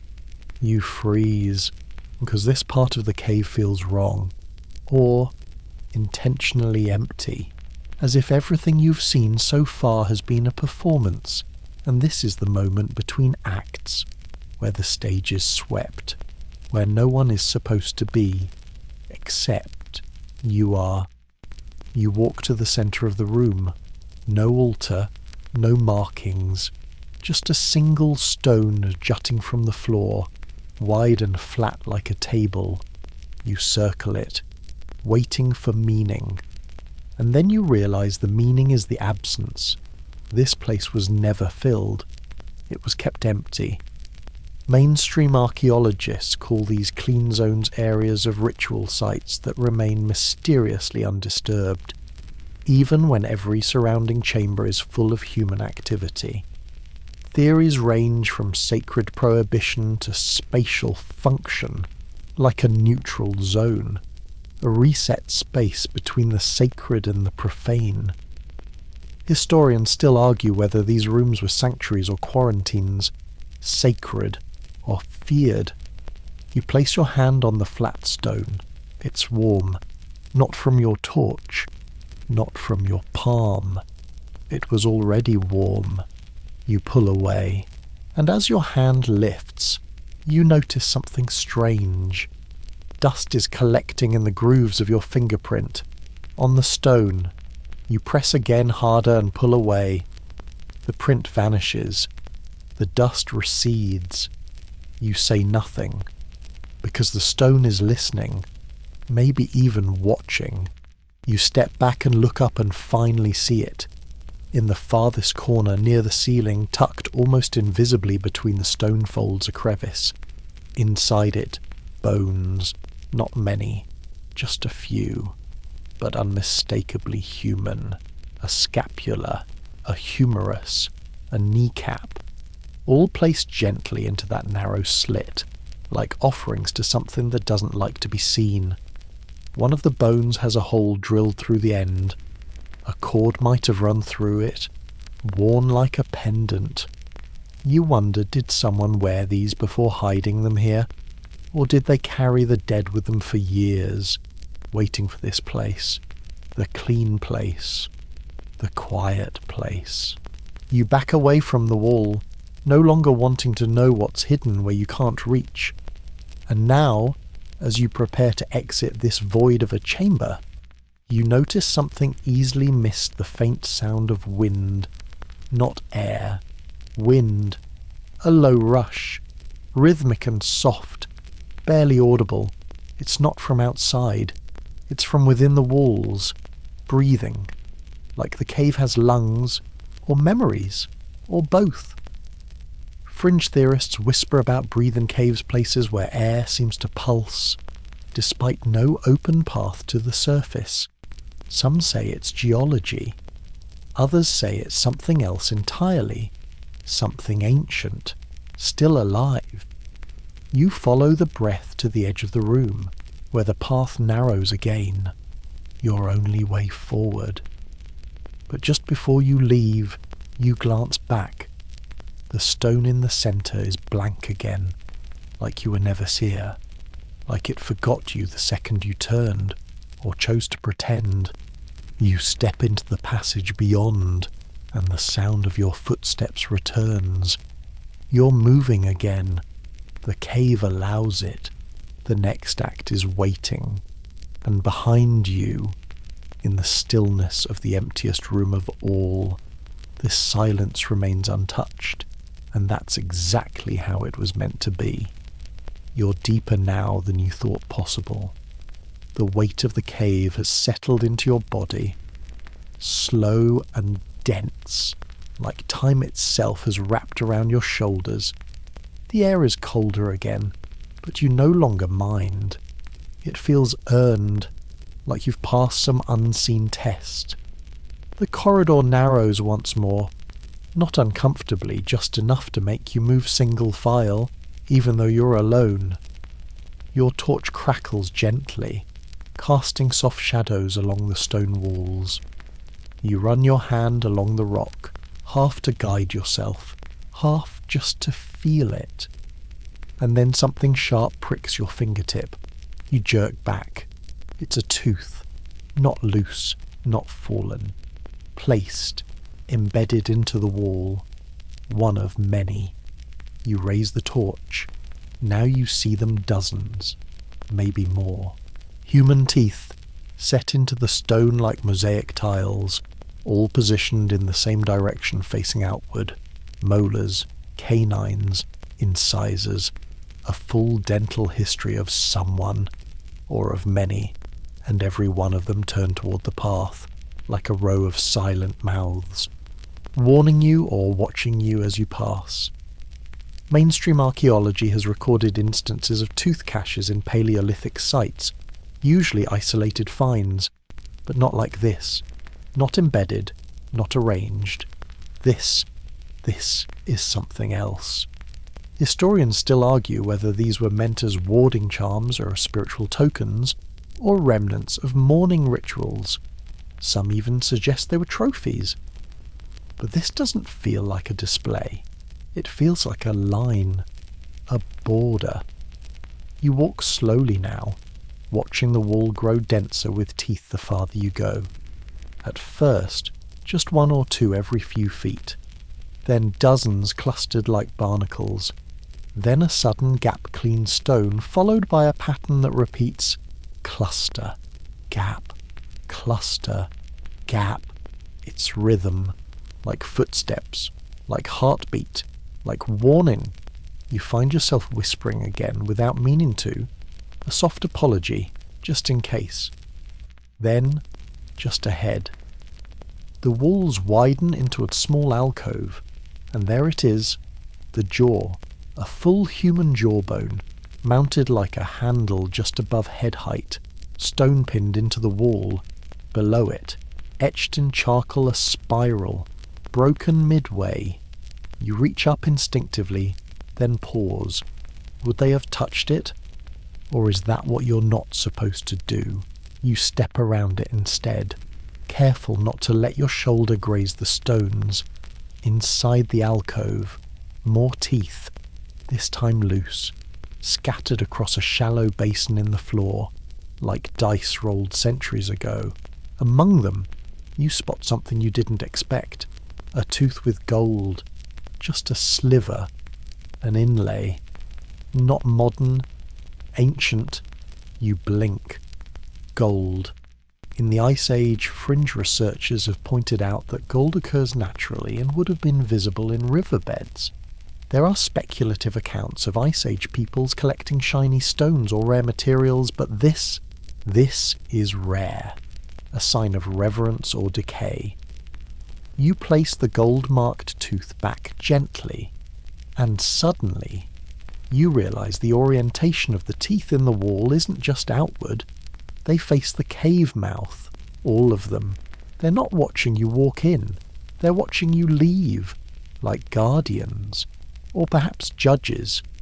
You remember the spiral etched under the jawbone, broken, incomplete.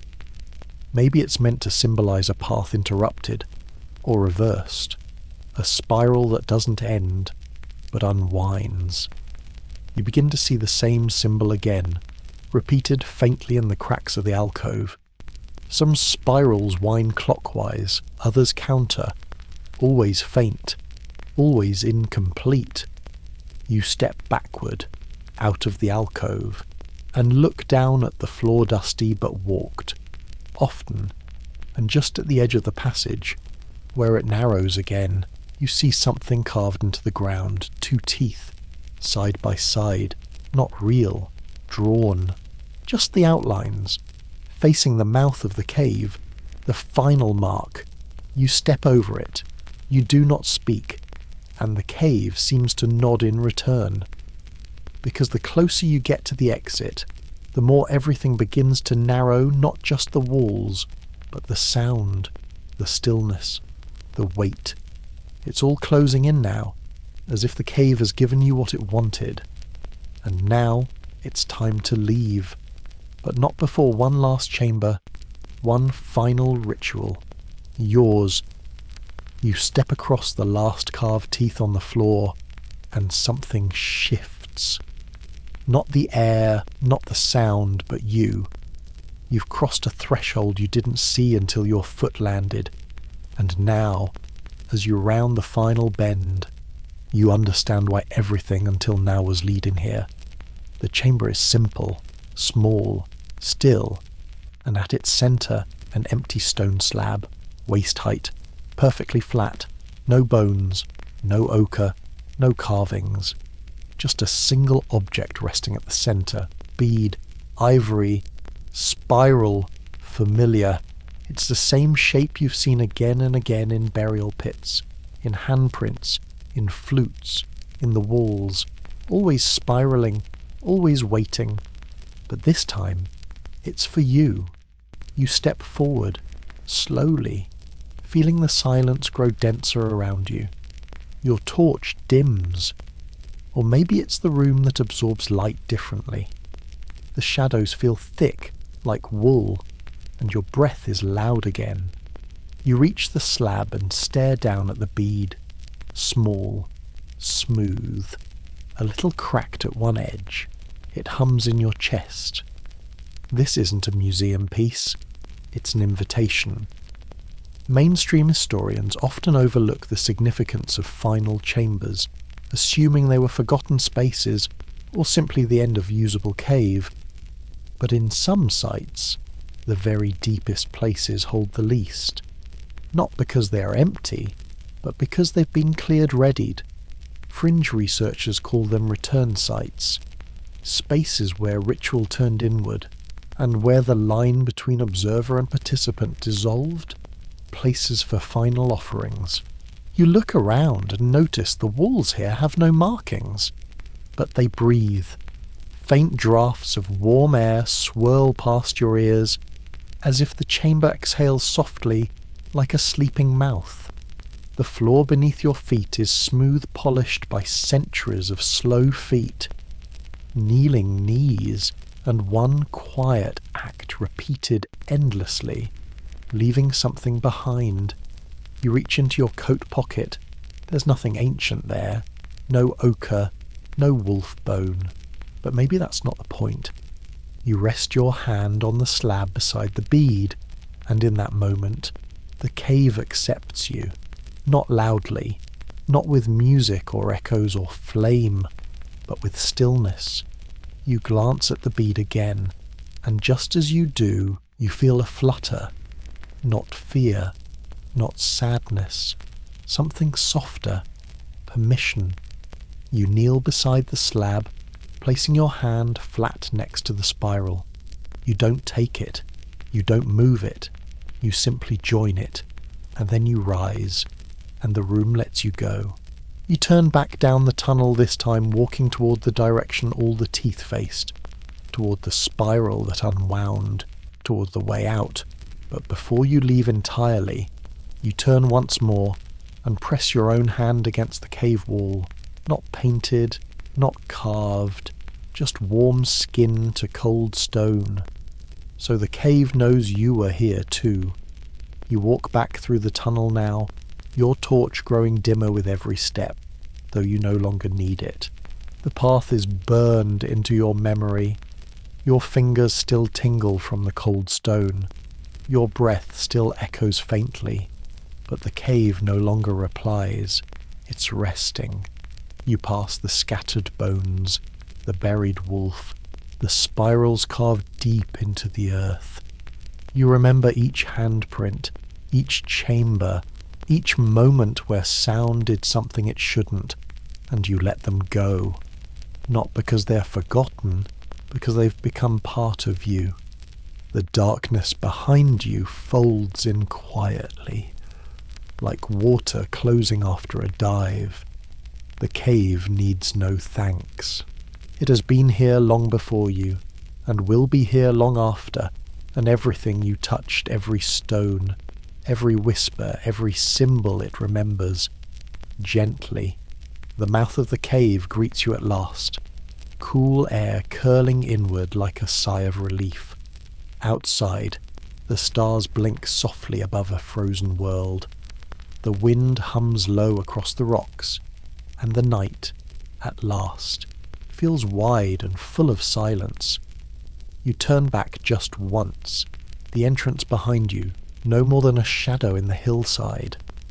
You know now it was never just a cave. It was a ritual in stone, buried memory and bone, and for a little while, you were part of it.